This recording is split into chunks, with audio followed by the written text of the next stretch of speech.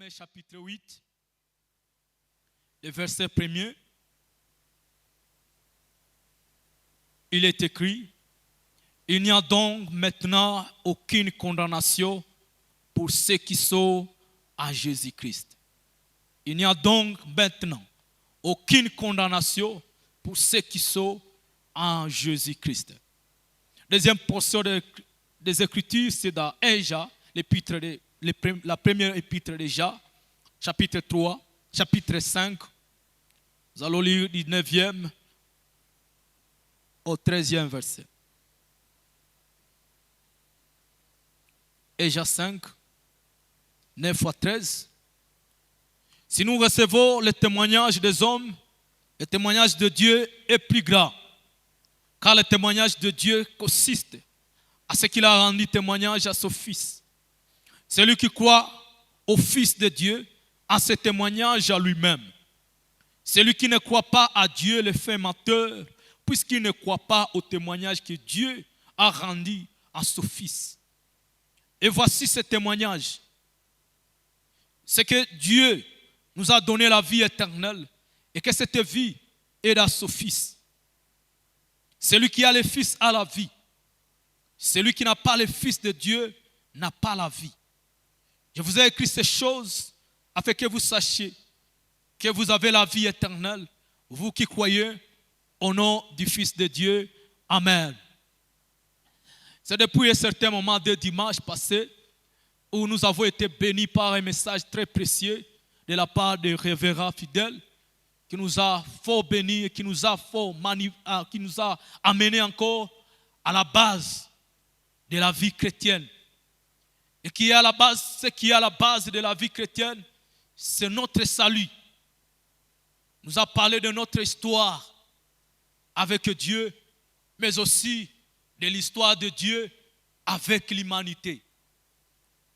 C'est un message très très important dans l'Église parce que Christ ne nous a pas appelés à former une religion ou bien un mouvement de fanatiques, mais Christ nous a appelés à former des disciples.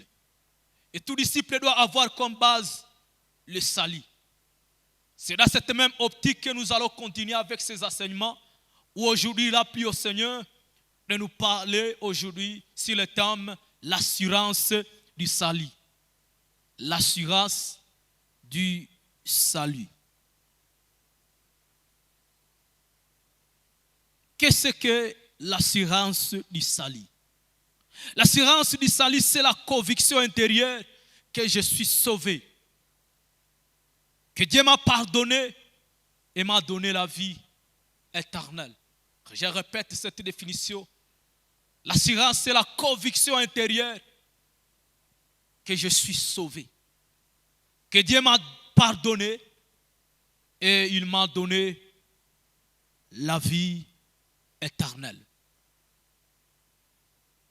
Le premier verset que nous avions lu dans Romains chapitre 8, le verset 8 nous a dit, il n'y a donc maintenant aucune condamnation pour ceux qui sont à Jésus-Christ. Aucune condamnation pour ceux qui sont à Jésus-Christ. En écoutant l'apôtre parler dans ce sens, vous constatez que c'est quelqu'un qui parle avec certitude qu'il n'y a aucune condamnation pour toute personne qui se trouve à Jésus-Christ. C'est-à-dire notre position à Jésus-Christ nous donne l'assurance que nous sommes sauvés. Peut-être une question d'ouverture que je pourrais poser à l'église ce matin. Combien parmi nous sont ceux qui se réveillent le matin en ayant cette assurance et en ayant cette certitude qu'ils sont sauvés. Et ils se couchent le soir en ayant cette assurance que si Jésus-Christ viendrait la nuit, bien ils sont en train de travailler en ayant cette assurance en disant si Jésus-Christ pouvait me rencontrer à ce lieu, nous partirons avec lui dans l'éternité.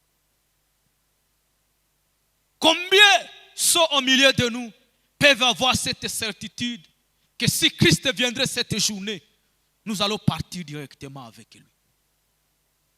Et cette assurance, nous ne la trouvons nulle part ailleurs qu'à Jésus-Christ, qui est le chemin, la vérité et la vie. Et cette assurance que nous avons par rapport au salut, une vérité que je peux donner, cette assurance n'est pas une simple émotion. Une émotion passagère, où à un moment donné, tu peux te sentir comme quelqu'un qui est sauvé, quelqu'un qui a Christ dans sa vie. À un moment donné, tu te sens comme si Christ n'a jamais existé dans ta vie. Ça, ce n'est pas l'assurance du salut. L'assurance du salut aussi n'est pas une licence pour pécher, parce qu'il y a les autres. Ils disent, si nous sommes sauvés, nous n'allons pas perdre notre salut, nous pouvons faire ce que nous voulons, parce que nous avons déjà les billets pour rentrer au ciel. Ça, c'est le mensonge. Alors ce matin, nous allons parler de 3 fondements de notre assurance du salut. 3 fondements de notre assurance du salut. 3 fondements qu'il faut casser que quiconque est à Jésus-Christ puisse déclarer comme l'apôtre Paul, il n'y a donc maintenant aucune condamnation pour moi qui se trouve à Jésus-Christ.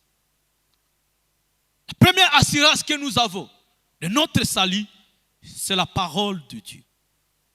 C'est la parole de Dieu. Nous avons lu avec vous dans Ésaïe chapitre 5, le verset 9, qui nous a dit, nous recevons les témoignages des hommes. Si nous recevons les témoignages des hommes, le témoignage de Dieu est plus grand, car le témoignage de Dieu consiste à ce qu'il a rendu témoignage à son Fils. Il a lui-même rendu témoignage à son Fils Jésus-Christ.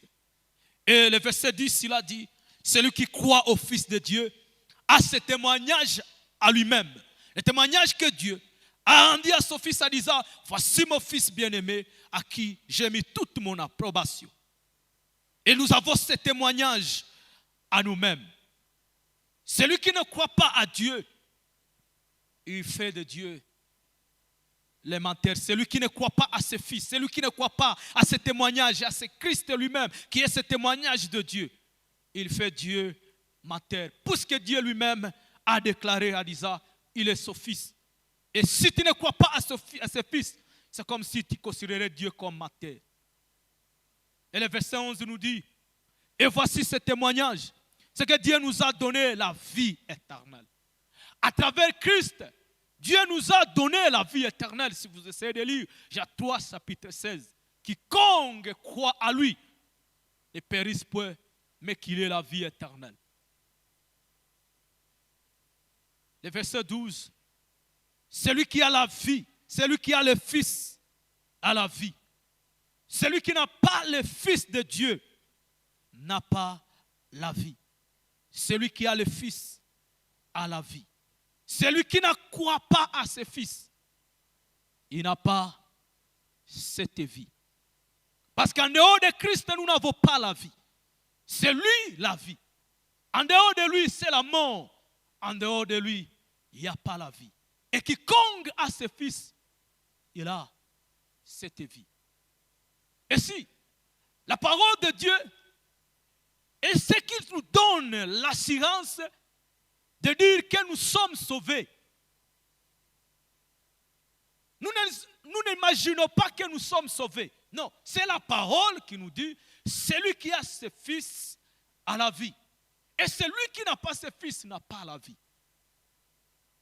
C'est pourquoi chaque chrétien dans sa vie, il doit être ami de cette parole de Dieu, parce que c'est cette parole qui témoigne que tu es sauvé.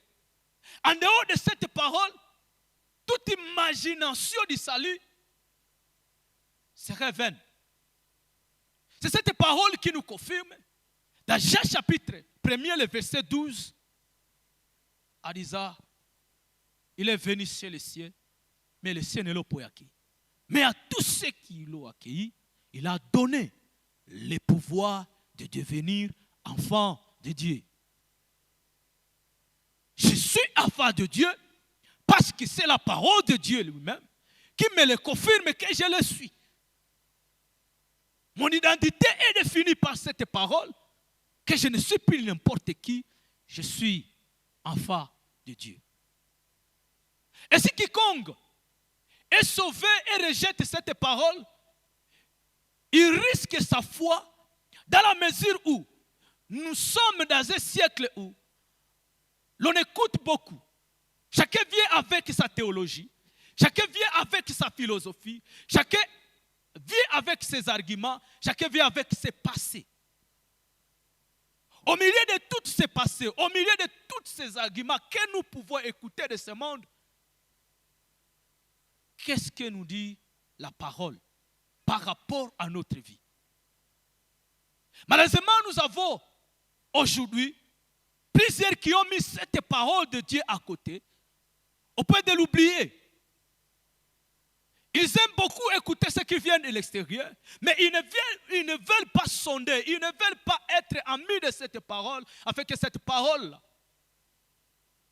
leur donne ses fondements, leur amène à vivre une vie chrétienne, leur foi, une foi authentique, une foi qui est inébranlable face à toutes les philosophies, face à tout ce que nous écoutons de la part du monde. Alors négliger la parole, c'est négliger même ta foi. Parce que la Bible est écrite, la foi vient de ce qu'on attend, et ce qu'on attend vient de la parole de Dieu.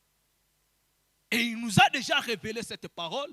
En nous révélant cette parole, ça nous donne une foi qui est inébranlable, qui peut résister face à toutes les vagues qui peuvent s'élever, face à tous les courants qui peuvent s'élever au milieu de ce monde. Et si l'apôtre Paul nous recommande, dans Colossiens chapitre 3, le verset 16, en disant que la parole de Christ demeure à vous en abondance.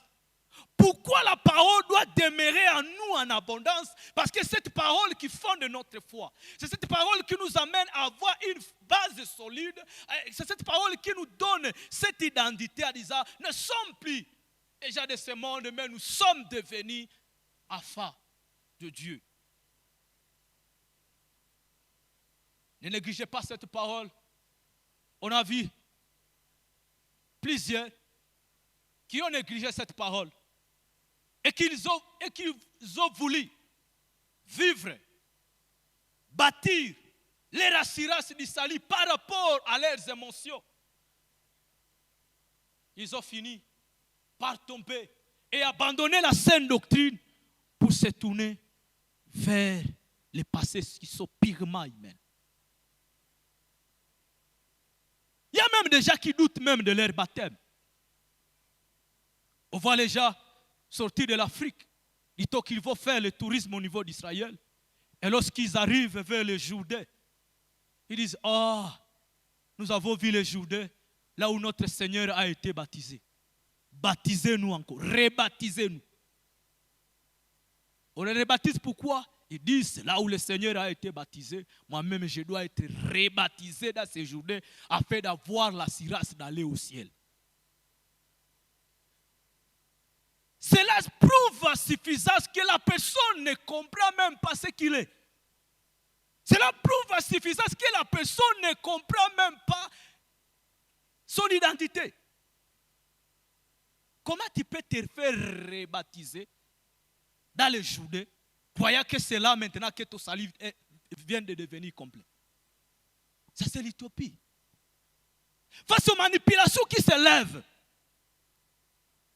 j'ai écouté même quelqu'un dire, il faut donner des offrandes pour la libération de votre âme.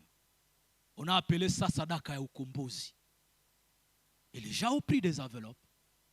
Et les gens sont venus en disant, nous venons pour la libération de notre âme. Ça, c'est quel problème? Problème de manque de cette parole. La parole de Dieu est insuffisante dans la vie de quelqu'un. Bien-aimé, face à toutes ces manipulations qui se lèvent dans le monde actuel, peuple de Dieu, faisons de cette parole une partie de notre vie. méditons cette parole, aimons cette parole, et au-delà de cela, mets-toi en pratique cette parole. Alléluia. C'est cela que nous disons que notre foi repose sur ce que Dieu a dit. Qu'est-ce que Dieu a dit? Celui qui a le Fils a la vie. Celui qui n'a pas le Fils n'a pas la vie. Quiconque croit à ce Fils a la vie éternelle. Et cela me donne l'assurance, me donne la position de demeurer ferme dans ma foi. Deuxième des fondements qui nous donne l'assurance de notre salut, c'est le témoignage du Saint-Esprit. Romains chapitre 8, le 16e verset, il est écrit: l'Esprit lui-même rend témoignage à notre esprit que nous sommes enfants de Dieu. L'Esprit lui-même rend témoignage à notre esprit que nous sommes enfants de Dieu. Bien-aimé, une grande opération qui se passe lorsque quelqu'un donne sa vie à Jésus, c'est la réception du Saint-Esprit. Et lorsque le Saint-Esprit entre dans la vie de quelqu'un, selon Romains chapitre 8, il rend témoignage. Donc il témoigne à toi-même. Là à l'intérieur, ce témoignage-là intérieur, cette conviction intérieure que tu es enfant de Dieu. Et c'est que le Saint-Esprit fait dans le cœur des croyants. Il rend témoignage à notre esprit. C'est-à-dire, le Saint-Esprit, il vient dans notre esprit afin de rendre ce témoignage que nous sommes enfants de Dieu. Et quiconque n'a pas l'Esprit de Dieu ne peut jamais prétendre qu'il est déjà sauvé. Même s'il peut faire semblant aujourd'hui d'être sauvé, il peut faire semblant d'être au milieu des enfants de Dieu alors qu'il n'a pas l'Esprit de Dieu. L'Esprit sera toujours là pour lui rappeler qu'il n'est pas encore enfant de Dieu. C'est l'opération que le Saint-Esprit fait dans notre vie, en nous confirmant, en témoignant à notre esprit que nous sommes enfants de Dieu. Une ouverture que je peux mettre là. Lorsque le Saint-Esprit parle, il te parle que tu es enfant de Dieu, bien que tu n'aies jamais été sauvé. Parce que la vérité en est que le Saint-Esprit agit dans les deux sens. Dans le monde, selon Jean chapitre 16, le verset 8, on nous dit que le Saint-Esprit agit dans le monde pour convaincre du péché, de la justice et du jugement. Pour tous ceux qui sont encore loin du salut, le Saint-Esprit agit et se manifeste et parle pour convaincre le monde en disant « vous êtes encore des pécheurs ». Deuxièmement, il parle de la justice de Dieu, la justification. Troisièmement, il convainc aussi, il parle aussi du jugement. Le jugement qui arrive pour tous les incrédules. Le jugement qui arrive pour tous les pécheurs. Il agit et il convainc et il parle. Comme il est en train de parler même à ce moment, en demandant à quelqu'un, es-tu encore sauvé? Il parle. Mais le Saint-Esprit au niveau des enfants de Dieu, les gens là qui sont nés de nouveau, le Saint-Esprit nous convainc, comme l'apôtre nous a dit, nous convainc. Le Saint-Esprit rend témoignage à notre esprit que nous sommes enfants de Dieu. Et ce même esprit qui nous conduit lorsque nous devenons enfants de Dieu. À nous, il fait des œuvres. Il fait quoi? Il nous témoigne que nous sommes enfants de Dieu. Et puis ce même esprit nous conduit. Alors lorsque je parle du Saint-Esprit ce matin, je sais qu'il est en œuvre au milieu de nous. Il convainc les autres. de leurs péchés qu'ils ont fait hier. Ils couvraient les autres de leur état d'âme d'hier et même d'aujourd'hui. Mais même le Saint-Esprit à ce moment, il nous convainc que moi j'ai déjà donné ma vie à Jésus-Christ. Et il continue toujours à nous conduire. Et c'est ce que j'aime de la part du Saint-Esprit. Il agit partout pour faire son œuvre afin d'amener le peuple à se tourner à lui. Alors, le Saint-Esprit nous a été donné, selon Éphésiens, il nous a été donné dans la mesure pour nous amener à ce que nous puissions avoir cette assurance que nous sommes sauvés. Le Saint-Esprit est ce gage que le Seigneur a déposé à nous pour dire que vous n'êtes plus de ce monde, vous n'êtes plus n'importe qui. Je dépose ici quelque chose qui m'appartient. Selon Éphésiens, si vous lisez Éphésiens, je passe le chapitre 1er, le verset 12 à 4. Il est comme un gage que le Seigneur a déposé à nous pour nous assurer que nous lui appartenons. Nous lui appartenons. Amen. Troisième des fondements qui nous donne l'assurance de notre vie et de notre salut, c'est une vie transformée. Une vie transformée. Amen. Une vie transformée. J'avais aimé l'illustration que le révérend nous a donnée au premier jour de cette série des enseignements, disant chaque vie de croyant doit être caractérisée par 3 étapes. La première étape, chaque croyant doit connaître sa vie passée. Voici ce que j'étais dans le passé. La deuxième étape, c'est de connaître comment est-ce que tu as rencontré Christ. Mais comment Christ t'a rencontré. La troisième étape, c'est maintenant comment est-ce que tu marches. C'est ça notre témoignage. C'est ça notre témoignage.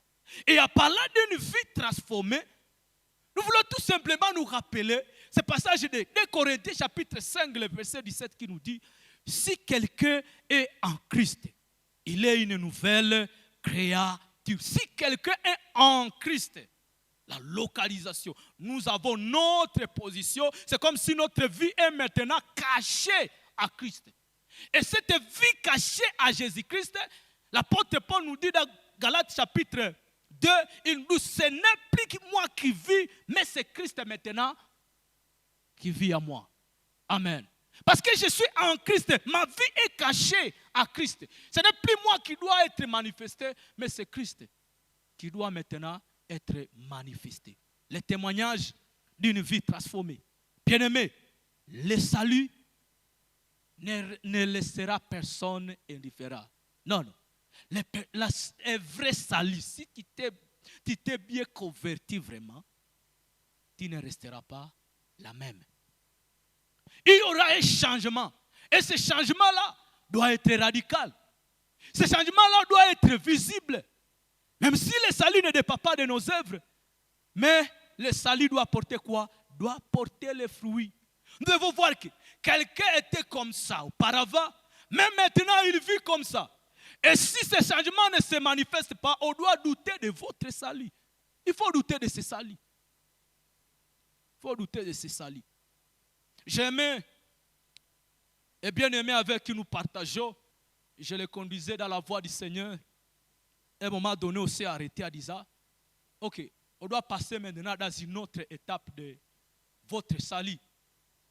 Et il a été frère avec moi. Je l'ai aimé, ce frère. A dit, pasteur, je ne sais pas si on peut passer dans cette autre étape de la vie chrétienne. Avant même que moi-même, je continue toujours à douter de mon salut. Parce que je continue à lutter avec les péchés dans lesquels j'étais auparavant.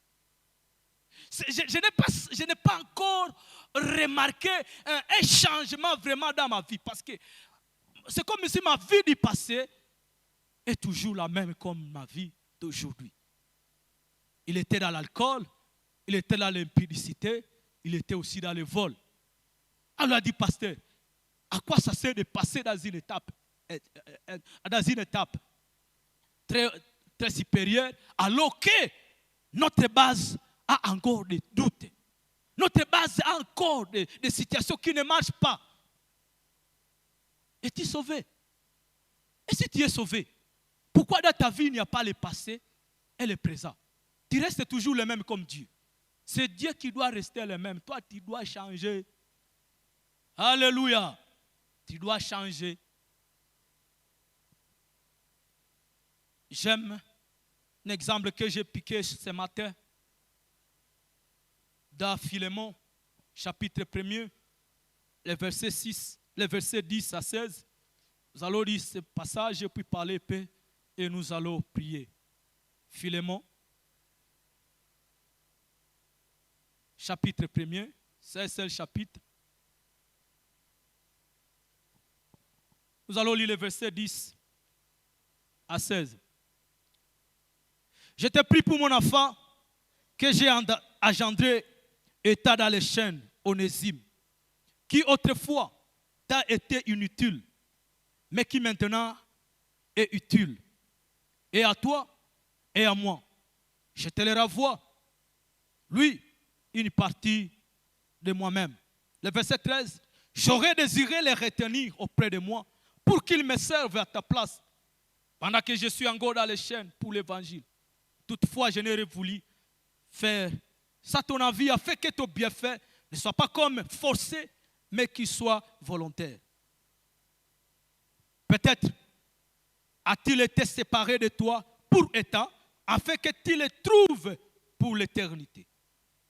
Non plus comme un esclave, mais comme supérieur à un esclave, comme un frère.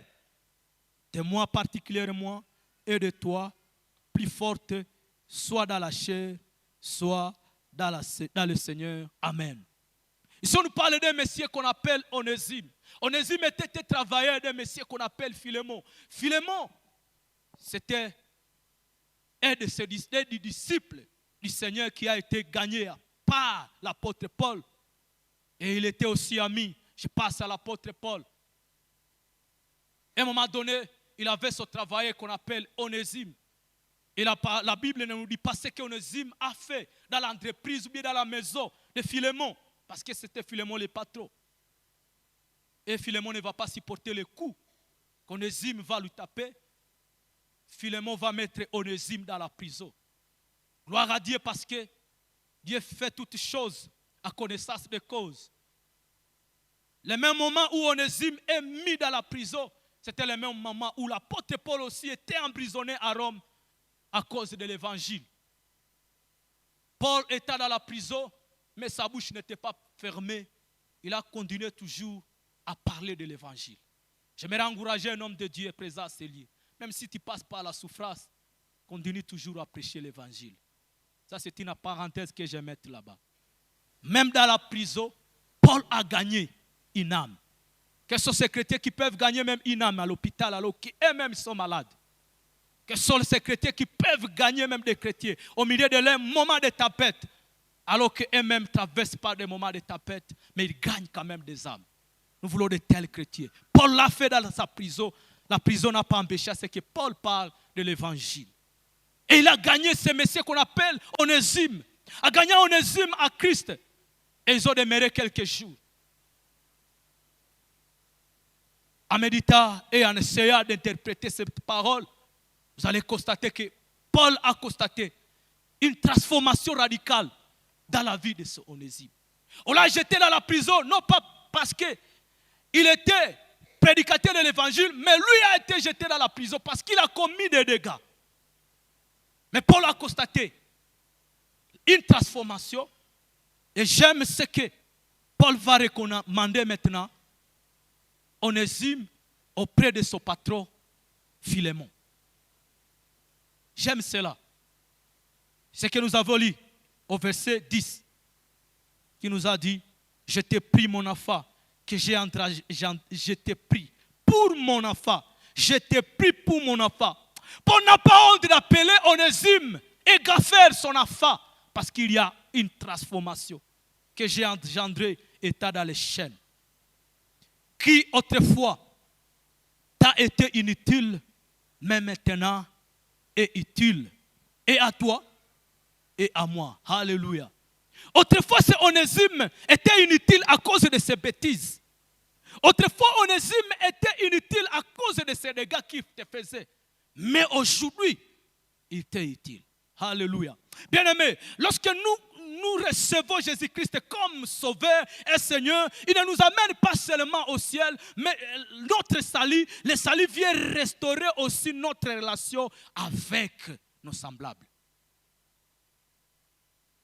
Si tu reçois Jésus-Christ et que ta relation avec tes semblables demeure toujours une relation à date dessus, cela veut dire qu'il y a un problème sérieux. Mais Paul n'a pas hésité à prendre la plume, à prendre un papier, afin d'écrire à Onésime, afin d'écrire à Philémon, en disant, autrefois Onésime a été inutile, aujourd'hui il était utile pour moi et pour toi. Il y en a la vie de plusieurs qui ont été inutiles parce qu'ils vivaient dans les péchés. Vous faisiez ce que vous vouliez. Vous détournez l'argent d'autrui. Vous prenez l'argent qui ne vous appartenait même pas. Et tout le monde avait peur de vous. Vous étiez devenu inutile dans votre maison.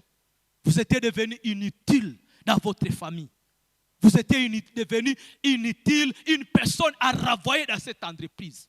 Vous étiez devenu inutile même dans cette école à cause des bêtises que vous faisiez. Vous étiez des personnes à renvoyer dans cette école. Mais lorsque tu viens à Christ, Christ est capable de restaurer quelqu'un. Rendre quelqu'un qui était inutile pour lui rendre utile. Alléluia. Ce que j'ai aimé, c'est que le révérend a dit. Prendre un 0 et puis mettre les 1 et puis que ça puisse devenir 10. C'est ce que Jésus fait dans la vie de quelqu'un.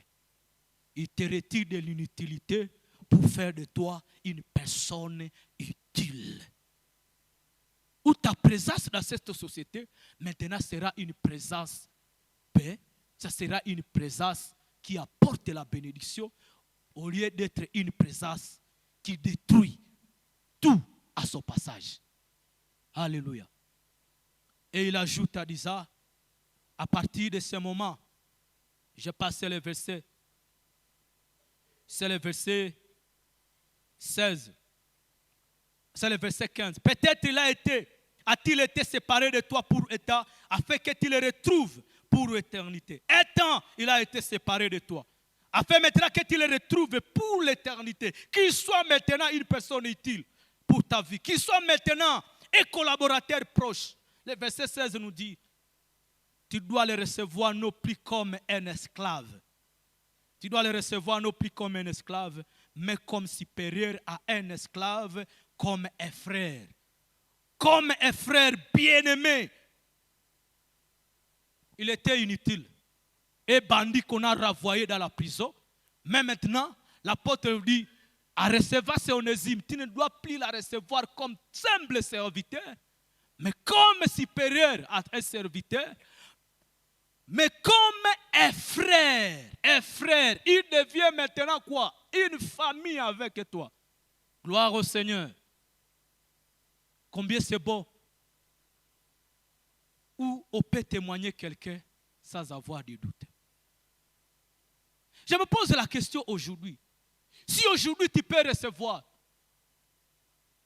une coopération dans une entreprise et qu'on demande la vie de ton pasteur, en disant, voici monsieur le révérend, nous avons reçu ici un de tes fidèles qui veut chercher de l'emploi. Peut-il le témoigner? Allô? Peut-il le témoigner? Est-ce que le révérend aura cette amabilité, ce courage-là de dire, c'est un frère, recevez-le non pas comme un simple serviteur, ça, c'est un frère.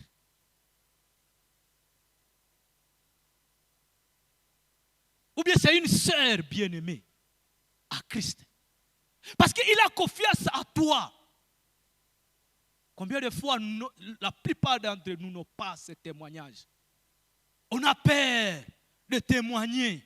Déjà disant, ce sont des frères. Alléluia. Vous savez, les pasteurs accueillent plusieurs types de personnes. Il y a les moments où ils peuvent accueillir même déjà disant, pasteur, est-ce que tu peux m'orienter sur des filles qui se trouvent à Polyglosse? Oui, oui, il y a des gens qui arrivent comme ça. Pasteur, est-ce que tu peux m'orienter vers une fille qui se trouve à l'église Polyglosse?